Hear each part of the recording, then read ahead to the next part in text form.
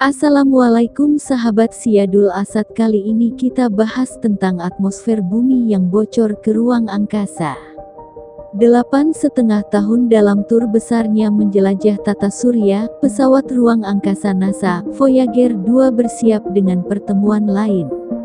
Saat itu tanggal 24 Januari tahun 1986, dan Voyager 2 segera akan bertemu planet ketujuh yang misterius, Uranus yang sedingin es.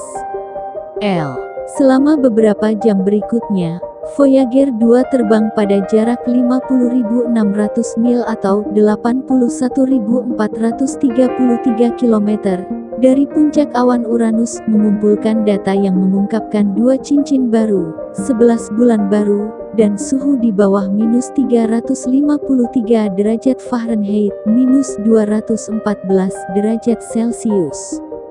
Dataset ini masih merupakan satu-satunya pengukuran jarak dekat yang pernah kita lakukan di planet ini. 3 dekade kemudian, para ilmuwan memikirkan kembali data tersebut dan menemukan satu rahasia lagi. Tanpa diketahui oleh seluruh komunitas fisika luar angkasa, 34 tahun yang lalu Voyager 2 terbang melalui plasmoid, sebuah gelembung magnet raksasa yang mungkin telah menggerakkan atmosfer Uranus ke luar angkasa. Temuan itu, yang dilaporkan dalam Geophysical Research Letters, menimbulkan pertanyaan baru tentang lingkungan magnetik satu-satunya di planet ini. Atmosfer planet aneh yang goyah oleh tarikan magnetik bocor ke ruang angkasa di seluruh tata surya. Hidrogen muncul dari Venus untuk bergabung dengan angin matahari, aliran partikel yang terus-menerus keluar dari matahari. Jupiter dan Saturnus mengeluarkan gumpalan udara bermuatan listrik mereka. Bahkan atmosfer bumi pun bocor. Jangan khawatir, atmosfer bumi akan bertahan sekitar 1 miliar tahun atau lebih. Efeknya kecil pada rentang waktu manusia, tetapi jika cukup lama, pelepasan atmosfer dapat secara fundamental mengubah nasib sebuah planet.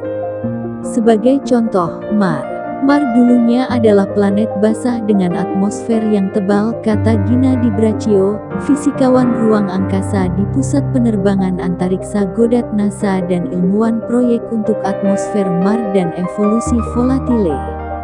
Ia berevolusi dari waktu ke waktu. 4 miliar tahun kebocoran ke ruang angkasa menjadikan planet itu kering yang kita lihat sekarang.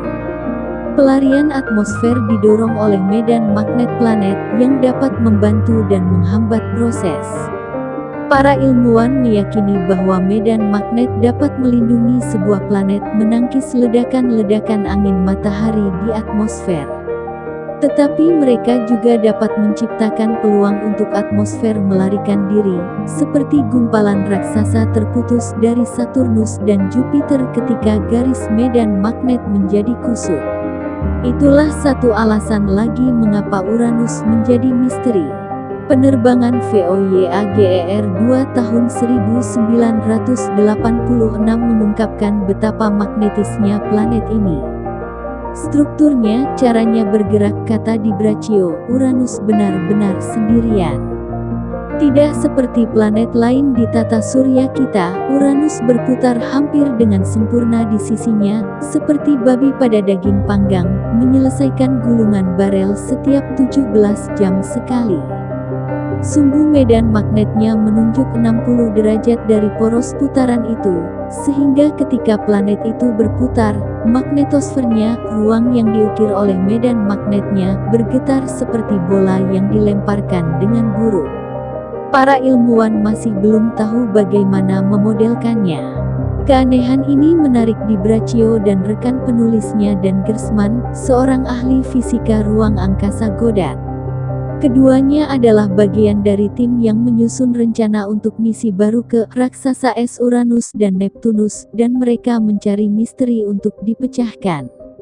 Medan magnet aneh Uranus, yang terakhir diukur lebih dari 30 tahun yang lalu, tampaknya merupakan tempat yang baik untuk memulai. Jadi mereka mengunduh bacaan magnetometer Voyager 2, yang memantau kekuatan dan arah medan magnet di dekat Uranus ketika pesawat ruang angkasa itu lewat.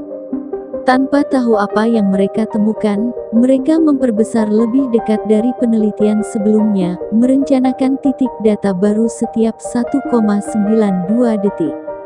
Garis-garis halus memberi jalan bagi paku bergerigi. Dan saat itulah mereka melihatnya, zigzag kecil dengan cerita besar. Apakah kamu pikir itu bisa menjadi plasmoid? Gersman bertanya pada Di Braccio, melihat coretan.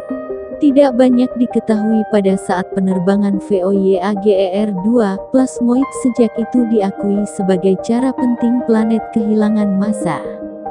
Gelembung raksasa plasma ini, atau gas berlistrik, terjepit dari ujung magnetotail sebuah planet, bagian dari medan magnetnya yang diterbangkan kembali oleh matahari seperti kejutan angin. Dengan waktu yang cukup, melarikan diri dari plasmoid dapat mengalirkan ion-ion dari atmosfer planet, yang secara mendasar mengubah komposisinya. Mereka telah diamati di bumi dan planet lain, tetapi belum ada yang mendeteksi plasmoid di Uranus. Membandingkan hasil mereka dengan plasmoid yang diamati di Jupiter, Saturnus dan Merkurius, mereka memperkirakan bentuk silinder setidaknya 127.000 mil atau 204.000 km panjangnya, dan hingga sekitar 250.000 mil atau 400.000 km.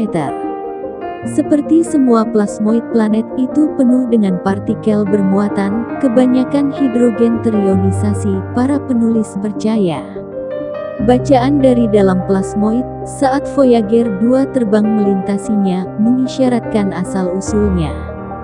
Sementara beberapa plasmoid memiliki medan magnet internal yang bengkok, Di Braccio dan Gersman mengamati loop magnetik tertutup yang halus.